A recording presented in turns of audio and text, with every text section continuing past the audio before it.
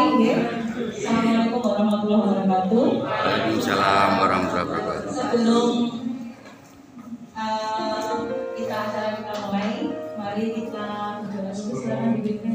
Terima kasih sebelum memulai kegiatan pembelajaran karya pada pagi hari ini.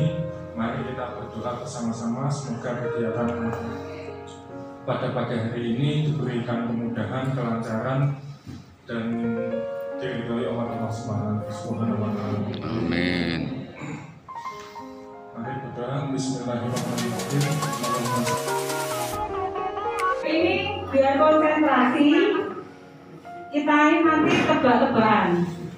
Ya, saya mau ke sawah. Saya membawa soto. Boleh ikut? Setelah soto, sate bener nggak? Bawa barang, Bu. Boleh ikut tapi bawa barang. Saya bawa soto. Nyambung. Ya nyambung. Saya mau bawa lagi yang dia bawa.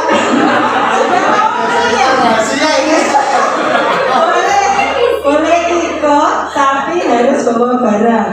Tadi saya bawa sate, ayam, bawa walkman, bawa ayam lagi. Kalau ayamnya 200 mau bawa mau ke Magetan. Tadi saya ulangi, saya mau ke sawah, bawa 1 sate, 2 ayam, 3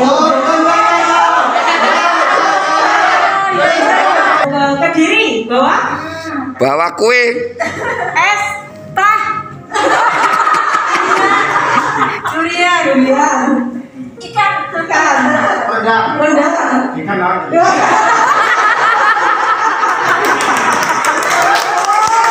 Kebiasaan yaitu kebiasaan dengan nama tepuk salut. Tepuknya gini, tepuk salut, salut,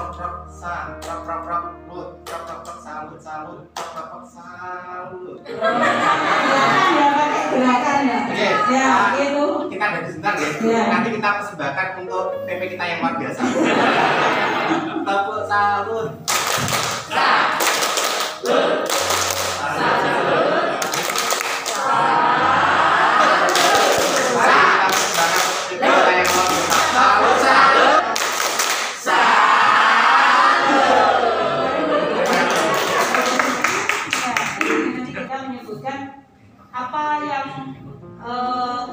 Apa yang diperoleh selama kata kunci aja, apa sudah diperoleh dalam 1 bulan ini jadi CGP Panjenengan. Kalau saya sebagai PP ini sama dengan olahraga ya ternyata. Soalnya lumayan dingin. Karena dengan satu ruangan ini kasih AC sebelah lumayan dingin. Perkenalkan, nama saya Muhammad Hasan dari SMK Negeri 1 Tanjung Anom. Untuk teman-teman dari CGP-nya Bu Fenty sama untuk Bu Fenty ya, sama CGP-nya dari Bu Arita yang hari ini tidak bisa menemani panjenengan semuanya. Saya untuk positifnya apa ya? Oke, kalau saya. Terima kasih. Salam kenal untuk semuanya. Saya Ima Yuliana di SMA Negeri 1 Kertosono. Hal positif yang saya dapatkan dari CGP Angkatan 4 ini adalah kita mengenal tentang filosofi karakter dari Bapak Ki Hajar Dewantoro, kemudian nilai dan peran kita sebagai CGP, dan terutama tentang bagaimana kita mulai membedakan tentang karakter siswa. Itu yang terbaru, ternew dari new CGP Angkatan 4 adalah kita mengenal keragaman karakter siswa. Terima kasih, dilanjut dengan rekan saya. Buat berita ya. Terima kasih. Artis ya. Perkenalkan, nama saya Arianto. Saya satu instansi dengan Bu Ima dan Pak Nur dari SMA 1 Kertosono. Hal yang saya dapat adalah berlomba-lomba dalam kemanfaatan. Walaupun kadang-kadang untuk bermanfaat itu kadang-kadang kita berbenturan, karena kebetulan saya itu muda. Kadang-kadang untuk menyampaikan kebenaran itu ada satu tantangan. Terima kasih. Kalau kita yang muda yang berkarya, yang tua mendorong dengan doa. Assalamualaikum warahmatullahi wabarakatuh. Pak Bupati Kertosono, hal positif yang saya dapatkan setelah mengikuti 3 bulan calon gubernur daerah yaitu saya lebih aktif dan kreatif didukung oleh pengajar praktek kita Gunung. Terima kasih. Perkenalkan, nama saya Selamat Effendi Kuswati dari SMA Muhammadiyah 2 Kertosono. Hal apa yang saya dapat yaitu saya harus bisa membagi waktu karena dengan adanya LMS, adanya daring itu Prima, aku bingung golek kata-kata. Jangan mesti kira-kira manut kancane. Kasih teh banyak budi. Pak Kamal menyimpulkan langsung. Nama saya Kasuk kawan dari SMP Bina Insan Mandiri Beron. Alhamdulillah, kalau apa ya, ini refleksi berarti ya. Kalau merefleksikan, Jangan refleksi yang positif kok. Satu aja kok. Kalau refleksi saya kan banyak. ya terima kasih. Jadi kalau positifnya adalah yang paling saya lakukan adalah aspek kolaborasi, Bu. Jadi kita kan selalu gunakan di kelompok PP ya. Jadi ini kolaborasi ini yang saya rasakan luar biasa, sehingga kita bisa mengenal banyak orang, banyak guru, dan tentu pertama juga teman kita sesama guru untuk perjuangan pendidikan di sini. Saya kira itu dari saya. Terima kasih. Assalamualaikum warahmatullahi wabarakatuh. Assalamualaikum warahmatullahi wabarakatuh. Waalaikumsalam. Perkenalkan, nama saya Muhammad Laila Kristiana dari SMA Bina Insan Mandiri. Kalau Hadiza dari SMP-nya, kalau saya dari SMA-nya. Injil laras.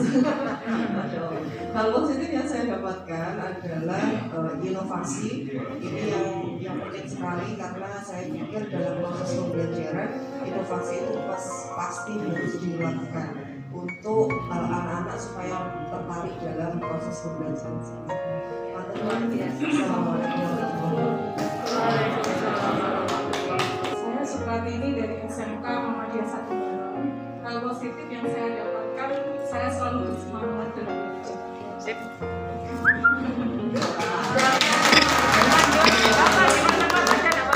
Perkenalkan, nama saya Maya Rahayu, saya dari SMK Muhammadiyah 1 Beron. Kata yang saya ambil untuk hal positif di sini ya sama dengan ini ya, semangat, dan saya takut dengan motivasi. Karena di situ nanti intinya saya yakin semuanya sudah pada semakin susah ya sebenarnya. Jadi saya tujuannya untuk memotivasi diri sendiri dan teman-teman pada kedepannya.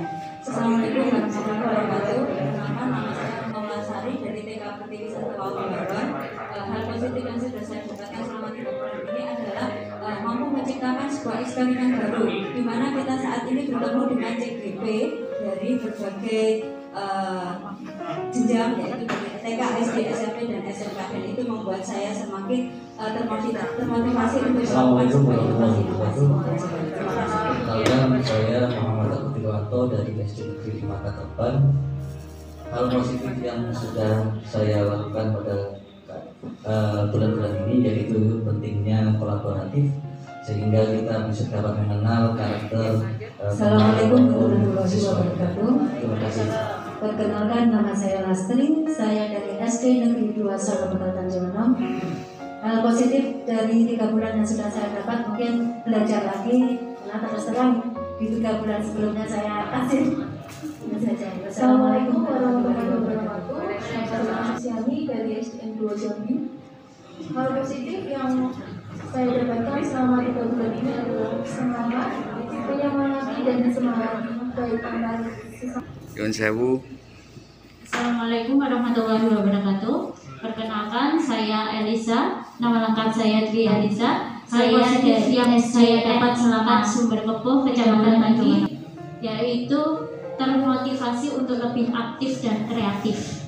Wassalamualaikum warahmatullahi wabarakatuh. Biar nggak sama dengan yang lain. Iya. Oleh. Hal positif yang saya dapatkan selama 3 bulan. Nama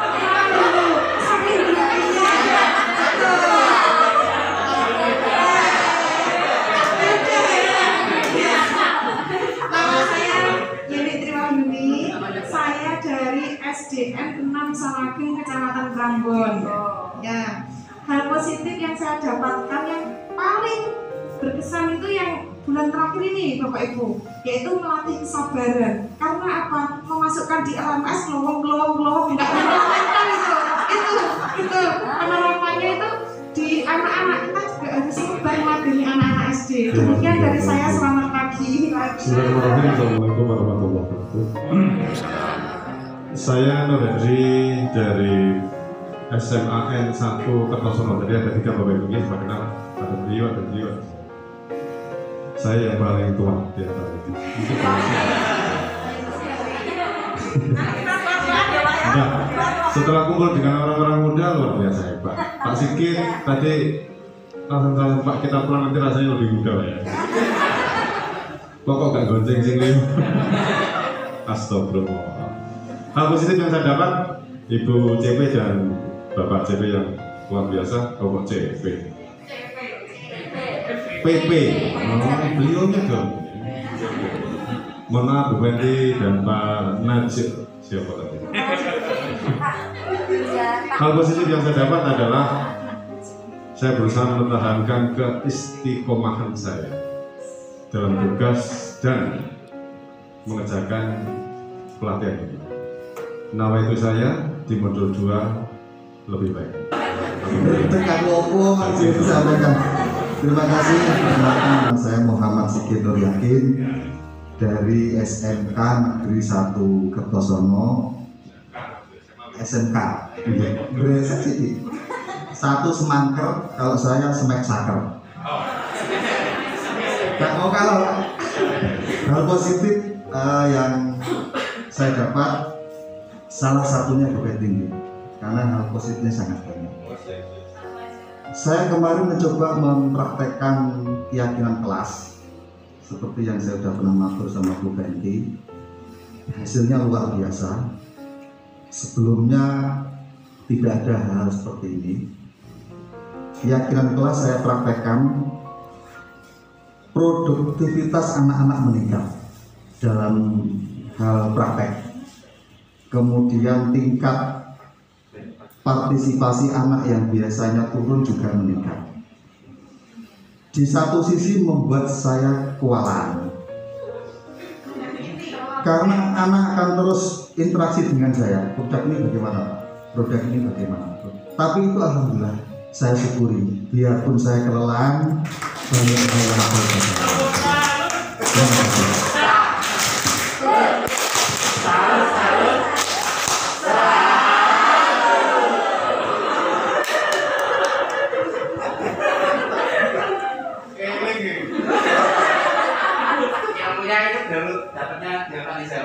Terima kasih atas waktunya.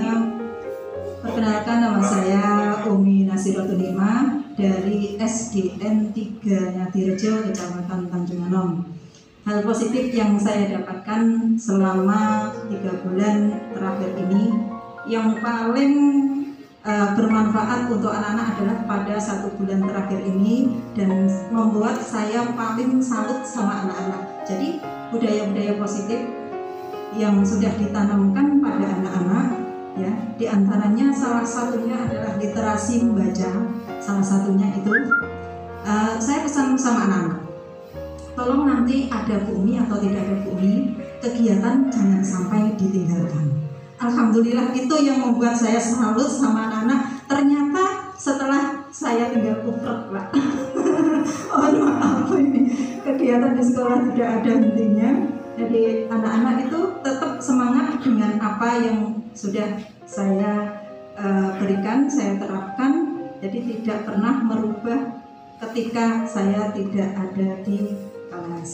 Nih, mungkin itu budaya positif yang saya terapkan pada anak-anak. Sekian, terima kasih. Saya Tri Meliasari dari SD Negeri 2 Tanjung Anom. Hal positif yang saya dapatkan selama saya mengikuti PGP ini yaitu pendidikan. Pendidikan guru penggerak, yaitu saya sering menjadi orang yang sering melawan, seperti itu. Melawan dalam artian kita tidak nggak munafik ya saya ya. Dari masa pandemi kemudian kita pengen normal, itu ada beberapa hal yang harus diubah. dan dari situ ada banyak hal-hal yang harus saya lawan, dan itu saya dapatkan di PGP ini. Dan alhamdulillah saya sangat termotivasi dengan adanya PGP ini, luar biasa bisa mengubah saya menjadi manusia yang insya Allah lebih bermanfaat. Dan juga untuk anak-anak khususnya, dan perjuangan itu tidak mudah, berat. Dan itu harus saya lawan dari dalam diri saya sendiri.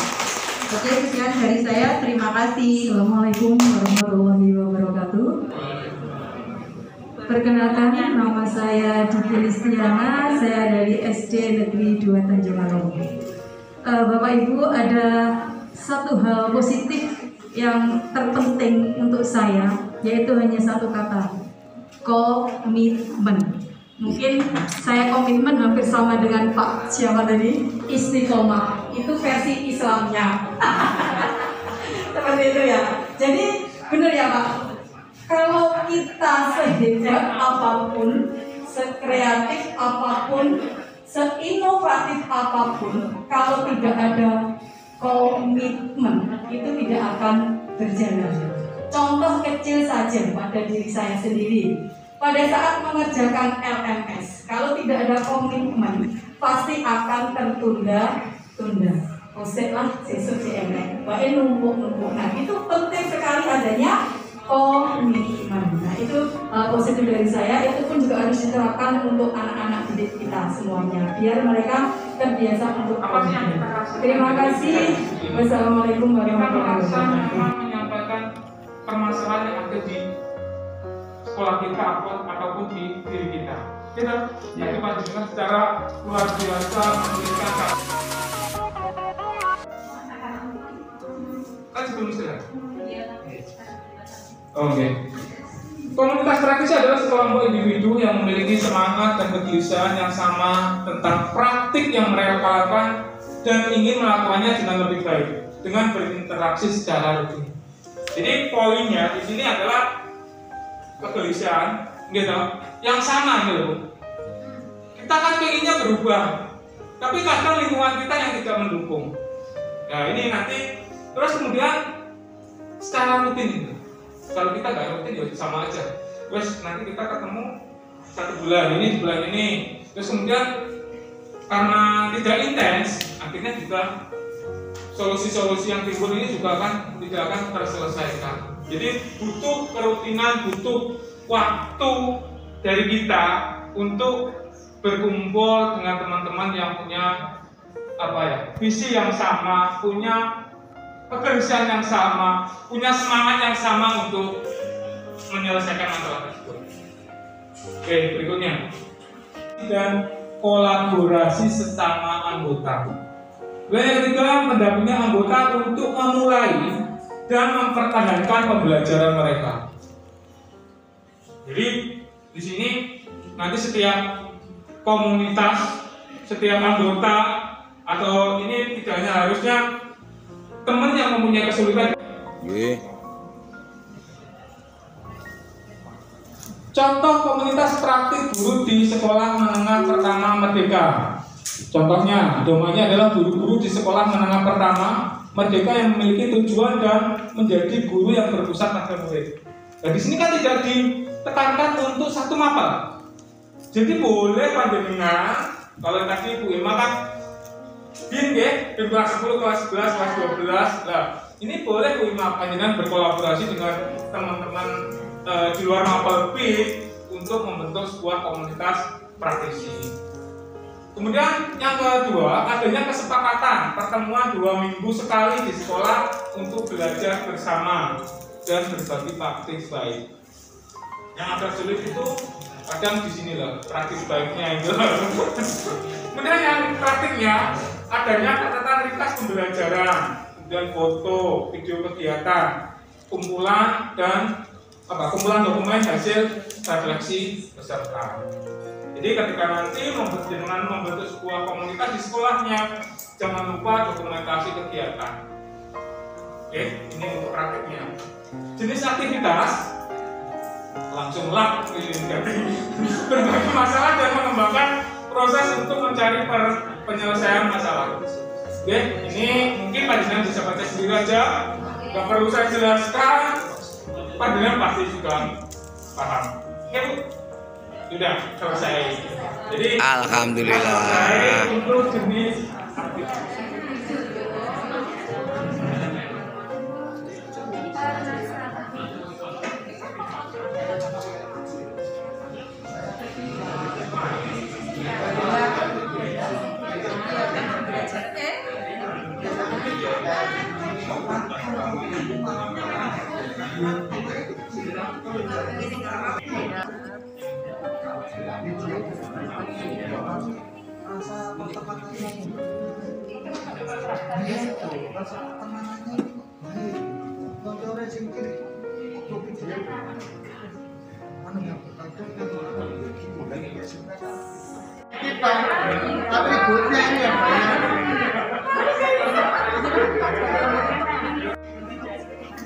wah, ada WA-nya juga Bu.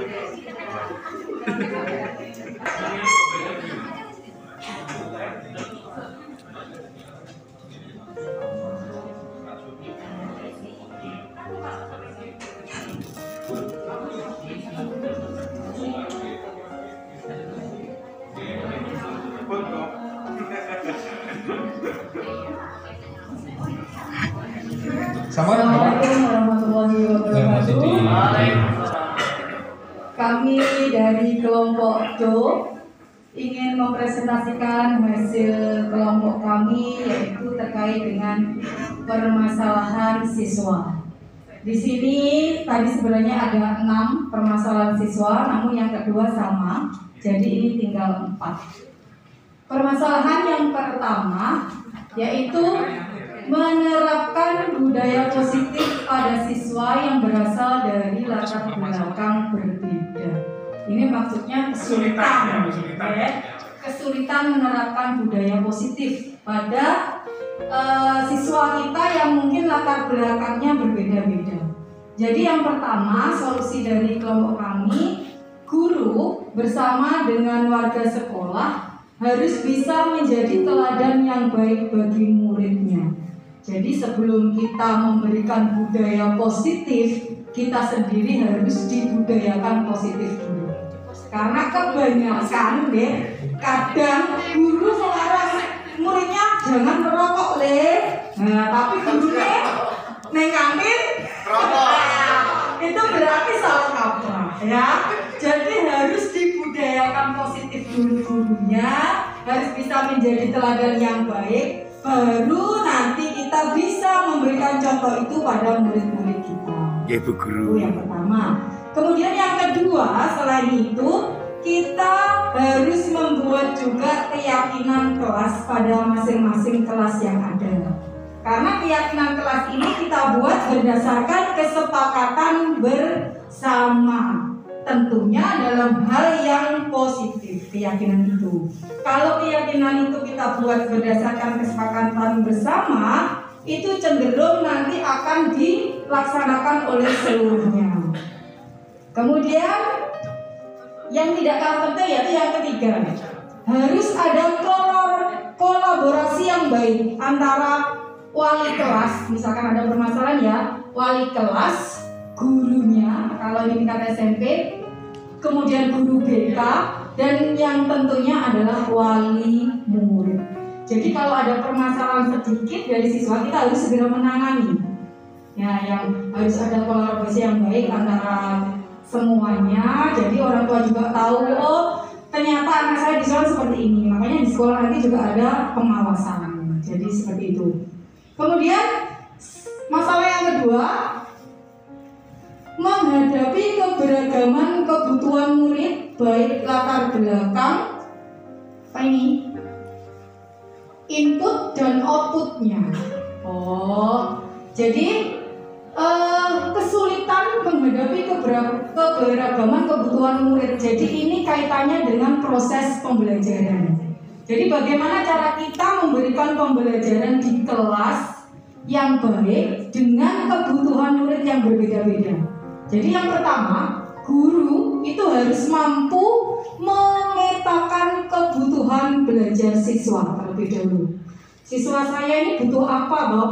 Gaya belajarnya bagaimana, Dok? Nah, ataukah visual, ataukah audio, ataukah audiovisual. Nah, itu kita harus memetakan dulu kebutuhan belajar murid. Kalau sudah kita petakan, baru kita terapkan dengan penggunaan metode yang bervariasi yang bisa mencakup semua kebutuhan itu. Jadi metodenya harus bervariasi. Seperti yang kita pelajari pada saat ini, yaitu pembelajaran berdiferensiasi. Bapak Ibu pasti sudah tahu semuanya karena sudah buka FMS, lebih canggih-canggih. Nanti kalau saya menjelaskan takutnya malah salah.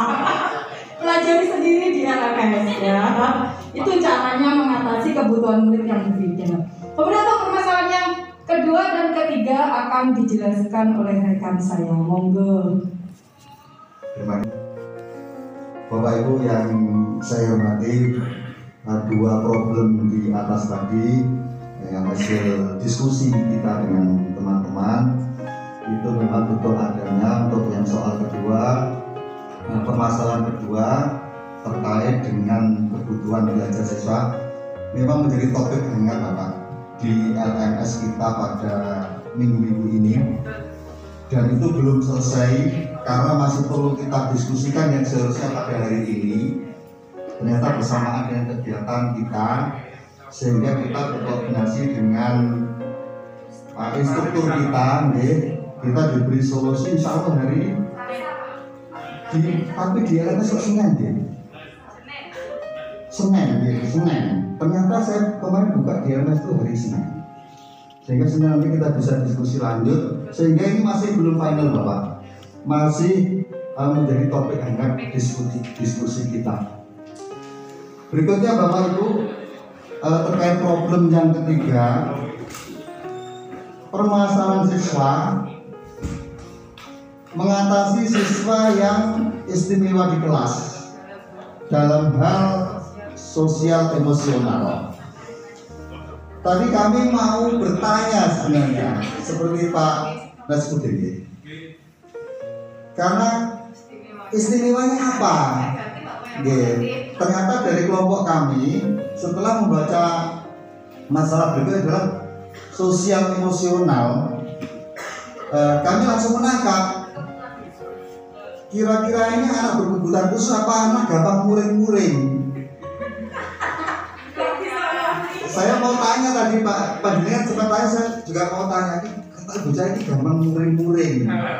Nah, kebetulan Bapak Ibu 3 minggu yang lalu problemnya sama ini dengan saat saya ada problem dengan anak kami muring-muring Bapak Ibu, itu anaknya emosional.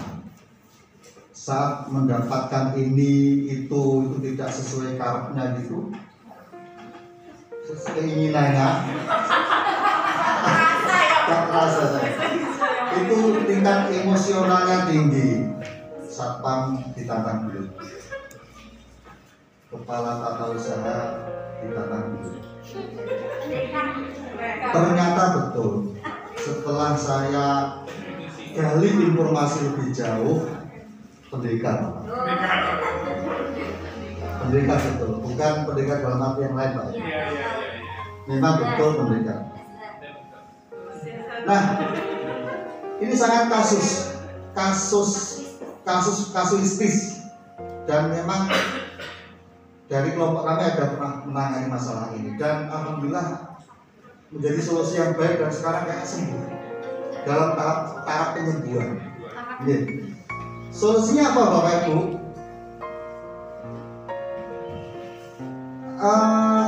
Beberapa yang lalu kita sudah videokan juga dan kita upload, kita YouTube-kan juga, yaitu tentang restitusi. Bagaimana kita memberi solusi pada anak tanpa menyudutkan anak tersebut. Tekniknya bagaimana? Kita ajak diskusi sendiri.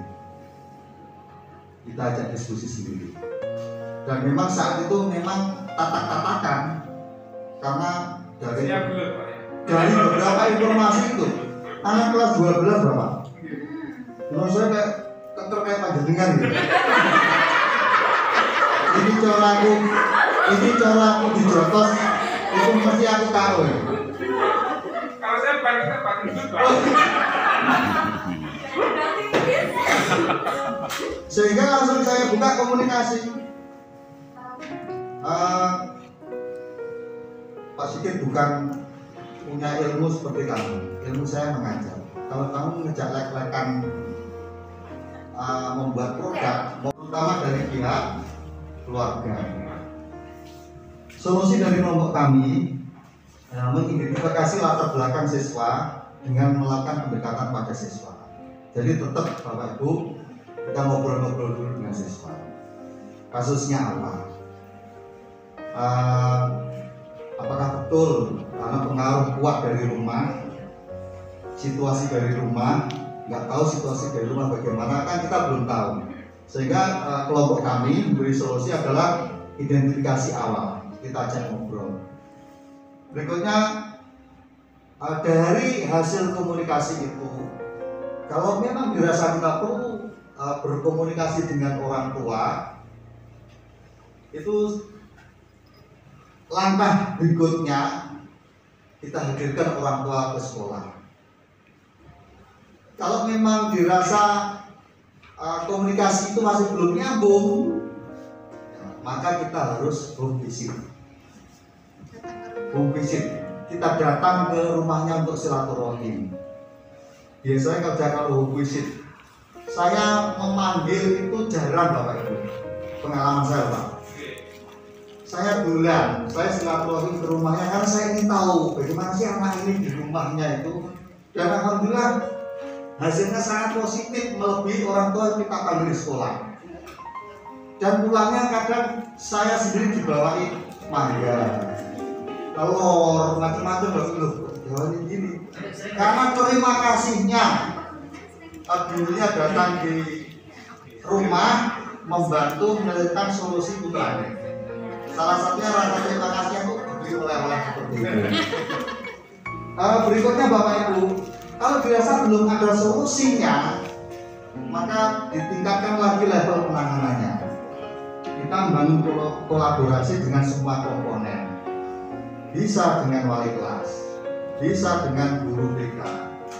Kita rangkul semuanya untuk bagaimana solusi menyelesaikan problem seperti ini.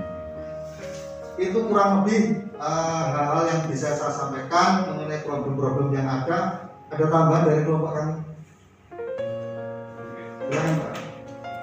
Izin menambahkan untuk yang siswa tidak masuk ini yang salah serahkan. Yang jelas intinya restitusi. Jadi kami ucapkan terima kasih program guru penggerak itu sangat luar biasa. Apa yang kami terima itu yang kami berikan. Artinya ilmu yang kita dapat ternyata setelah kita terapkan sangat luar biasa sekali dengan segala tantangannya. Salah satunya adalah restitusi itu, ya.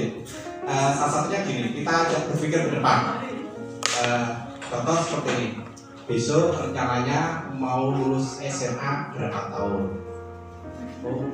Kita dulu ya, 3 tahun. Kita cerita di sekolah itu ada yang bisa ditempuh 2 tahun.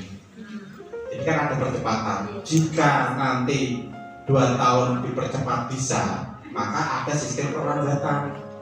Mungkin mau di program 4 tahun, atau di program 5 tahun, atau 6 tahun.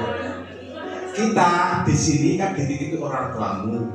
Kalau sama ini 4 tahun, ya kita akan mendampingi sampai dengan program 4 tahun. Sekarang mau lulus berapa tahun? Kan kita coba berpikir ke depan. Setelah berpikir ke sana, akhirnya kita kembalikan. Nah, sekarang kan sudah semester 2. Kalau semester 1 jelek, masih ada semester 2. Ya, antara dan tidak. Akhirnya kita ajak berpikir ke depan sana. Itu beberapa akhirnya kan terbuka. Nah, sekarang kita buka karena kita masih karena tidak ada manfaatnya sama sekali. Kepuasan siapa? Mungkin diri sendiri tidak, karena nanti akan menimbulkan ghibah dari orang lain untuk kita. Jadi, ya pasti jelek-jelek ya komentarnya. Tapi kalau kita menggunakan media sosial dengan mengupload kebaikan, mereka akan tergerak untuk seperti kita dan kita akan mendapatkan pahala. Gitu ya maksudnya filosofi di sini. Jadi jangan sering-sering lah, ya jangan sering, maksudnya jangan tidak boleh. Nah, jangan mengatur permasalahan. Kadang ibu-ibu yang sedang perasaan. Kalau sudah upload tuh senang keren apa? Instagram. Ya, Instagram sama TikTok. Ya nanti kita tambahin di sini. Ya itu Bapak Ibu, inilah hasil kelompok kerja kami, solusi yang kami berikan. Mohon maaf apabila ada yang kurang berkenan dalam kami memberikan solusi. Kami mohon maaf yang sebesar-besarnya. Kita akhiri. Ada tanya jawab? Kita akhiri. Wassalamualaikum warahmatullahi wabarakatuh. Saya sangat bahagia sekali hari ini karena suasananya juga sejuk, nyaman, terus fresh gitu ya. Kita lupakan masalah yang di sekolah, di rumah ya sudah dilupakan. Ya, baik, saya dari kelompok apa? Saya akan coba beberapa masalah nanti secara satu aja Pak. Kita sepakati Pak untuk kelompok kita ini satu-satu aja Pak. Saya bagian intro, jaringan satu, nanti urut ke Bu Ima dan seterusnya. Biar sama-sama begini. Oke, terima kasih Bapak Ibu. Jadi mohon dimaklumi bahwa ini adalah tampilan kami hasil diskusi yang cepat, kemudian harapannya juga bisa menyerap aspirasi dari semua lini ya, karena kami ada di SMA, kemudian ada yang SMP, ada yang SD. Bapak Ibu, untuk sekedar diketahui mungkin saya terbiasa mikirnya yang kebijakan-kebijakan itu, tapi begitu dibenturkan dengan seperti yang disampaikan Pak Ali tadi, wah ini SD ini kayak apa ya Mas? Jadi kan itu membawa ilmu sendiri buat kita. Mungkin Pak Sama juga, Pak Siki juga. Kalau dihadapkan ke SD, oh iya, seperti yang didawukan Bapak YouTuber kita itu yang satu level di bawahnya Tata kita kan? Tidak begitu Mas. Saya tidak bisa bayangkan Pak, kalau ada putra-putri beliau yang suka bilang picok-picok itu gimana? Tapi kenyataan Bapak Ibu, kenyataan. Tapi nanti kita bedah cuma di sini. Dan saya ingin tahu, ini solusi kira-kira. Tapi saya punya jawaban sih. Nanti kita simpan aja, kita teruskan. Baik, yang pertama dari Pak Slamet, monggo Pak. Saya senasib dengan beliau. Monggo Pak. Yang satu aja Pak. Satu masalah, satu tema ya. Ya, assalamualaikum warahmatullahi wabarakatuh. Saya akan membacakan masalah dan solusinya. Permasalahan yang pertama adalah kurangnya dukungan dari warga sekolah atau guru atau dalam kurung teman sejawat. Untuk solusinya yaitu pendekatan personal pimpinan sekolah mengenai kegiatan PGP yang berimbas pada perubahan pendidikan dengan konsep Merdeka Belajar. Mungkin kelompok kami akan menjelaskan Bapak Ibu. Monggo. Terima kasih tadi untuk permasalahan yang nomor 1, karena kurangnya dukungan beberapa warga sekolah sehingga CGP ini mendekati kepala sekolah secara personal, menjelaskan posisi dan tugasnya sebagai seorang CGP, dan mohon izin untuk diseminasi atau pengimbasan ilmu yang sudah didapatkan selama beberapa bulan ini untuk disampaikan secara resmi kepada rekan sejawat, sehingga keabsahan dari apa yang kita dapatkan itu bisa disaksikan oleh semuanya. Oh, ini diizinkan oleh sekolah dan ini merupakan kebijakan pemerintah yang didapatkan melalui program-program tersembunyi atau terumumkan ya Pak ya kita ya. Kalau kenapa kita kan memang melalui seleksi dan tidak semua orang tahu. Contoh sekolah penggerak pun seandainya kepala sekolah tidak seleksi kan juga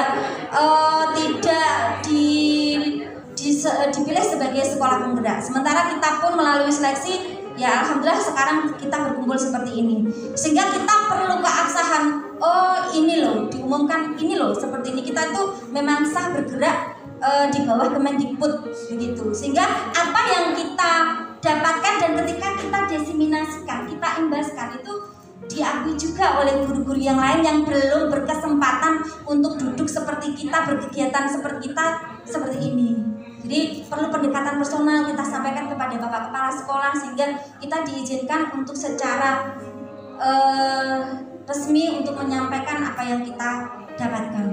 Itu yang dimaksud, sehingga harapannya Bapak Ibu guru yang lain yang tidak berkesempatan seperti kita, oh iya, sehingga paling tidak mengikuti apa yang sekarang kita tadi. Baik, ini dari kelompok mie ya, bukan sumber masalah, ini judulnya kelompok sumber masalah. Ini kelompok mie. Ya Pak. Iya. Oh, minyak lagi. Mihun. Baik, saya hanya membacakan dari kelompok kami tentang masalah-masalah dalam hal metode belajar dan masalah. Yang pertama dari Bu Ina. Oh Ima. Ima apa Ina? Ina intinya begini, media pengenalan profil belajar Pancasila masih minim dan parsial. Solusinya ini mensosialisasikan pengenalan profil pelajar Pancasila, makna dan pelaksanaannya di lingkungan sekolah. Itu jadi dikenalkan dulu, terus dilaksanakan di lingkungan sekolah. Itu lanjutkan Bu.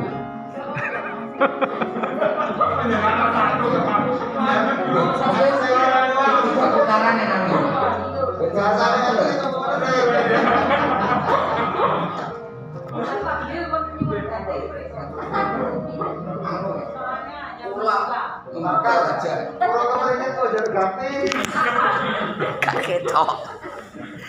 Terima kasih Pak Gardi waktunya.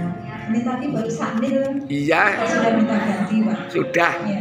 Udah capek Bu. Ini tadi ya dari kelompok kita, kelompok ini ada beberapa permasalahan. Yang pertama ada dari lingkungan sekolah, kami kelompok-kelompokkan, ada dari guru dan ada dari siswa.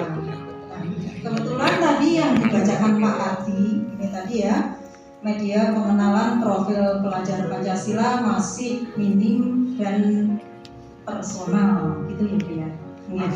Parsial. Oh, masih parsial, iya dan parsial. Ya.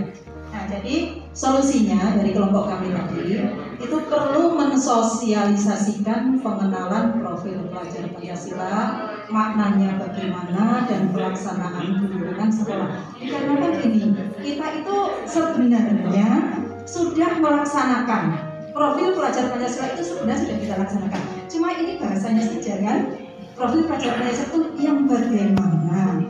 Padahal ya dari sila yang pertama, ketuhanan yang Maha Esa, kita sudah tiap hari kita laksanakan. Mulai dari berdoa, kita awali dari berdoa sebelum memulai pelajaran, ya itu sudah kita laksanakan.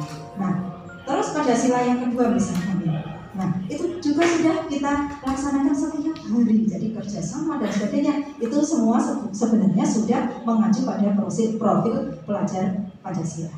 Nah, itu ya. Yang kedua, penerapan restitusi di sekolah butuh kesabaran dan metode penanganan.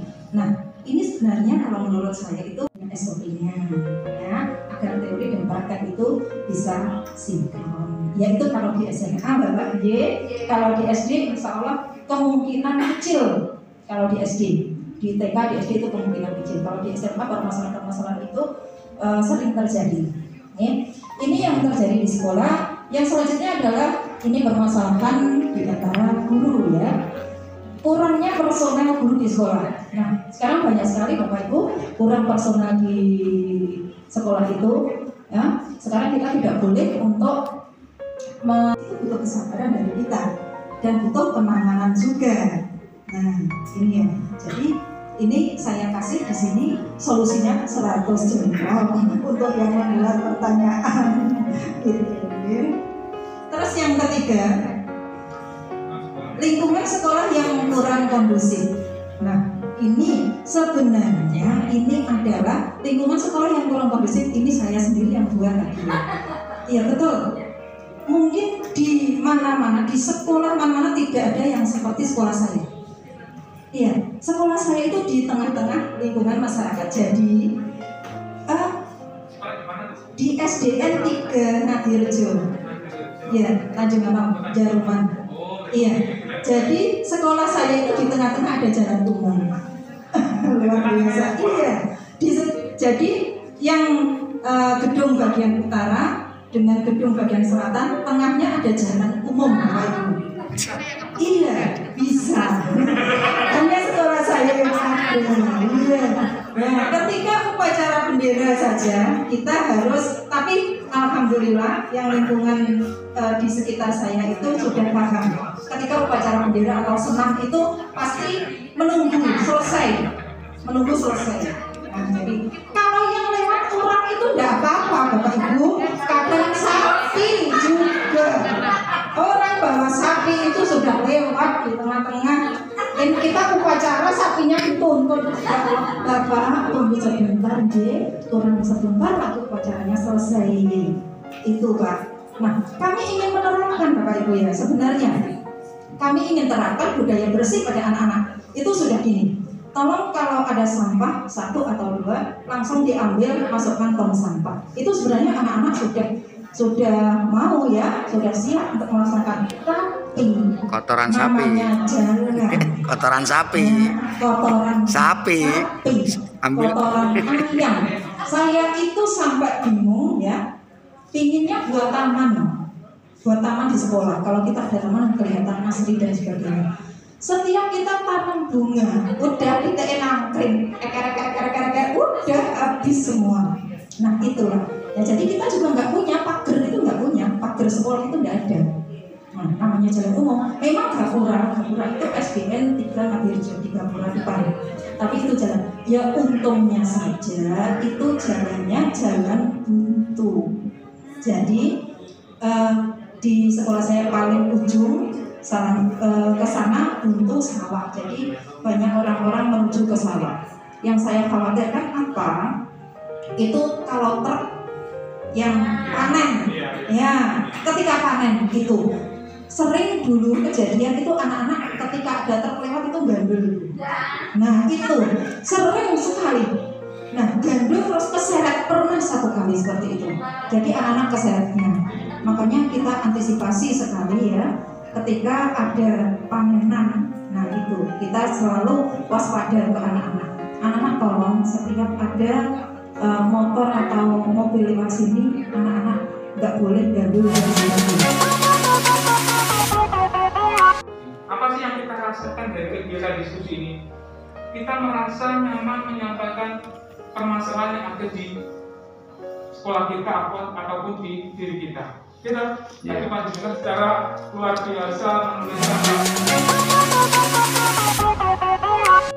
menyampaikan ya hasil dari kolaborasi kami, yaitu terkait dengan yang pertama analisis kebutuhan belajar anggota praktisi melalui cara yang pertama adalah survei sederhana berupa menyebarkan kuesioner, yang kedua adalah rembuk diskusi melalui sebuah forum rapat.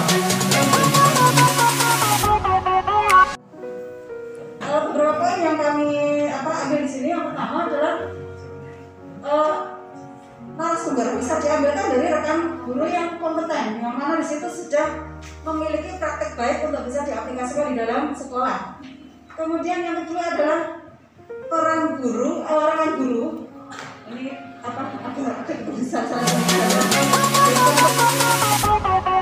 Assalamualaikum warahmatullahi wabarakatuh. Kami dari kelompok 3 akan mempresentasikan hasil diskusi kelompok kami. Yang pertama mengenai mendokumentasikan dan mempublikasikan kegiatan. Yang pasti dalam dokumentasi yang dibutuhkan yang pertama foto, video, Yang kedua, selain itu, mencatat semua kegiatan yang berlangsung dalam forum praktisi. Jadi itu kalau kaitannya dengan dokumentasi. Yang kedua, publikasi. Hal-hal yang harus dilakukan sebelum melakukan publikasi yaitu yang pertama, yang pasti memilih anggota yang bersedia untuk mendokumentasikan kegiatan. Kedua, dokumenter menuliskan hasil diskusi pada channel belajar yang telah disepakati. Ketiga, anggota komunitas membagikan ulang materi di channel atau kanal yang telah disepakati bersama. Keempat, CGP dan KS menerbitkan hasil publikasi menjadi karya guru, sehingga ini bisa menjadi semacam masukan bagi guru-guru lain untuk berkembang.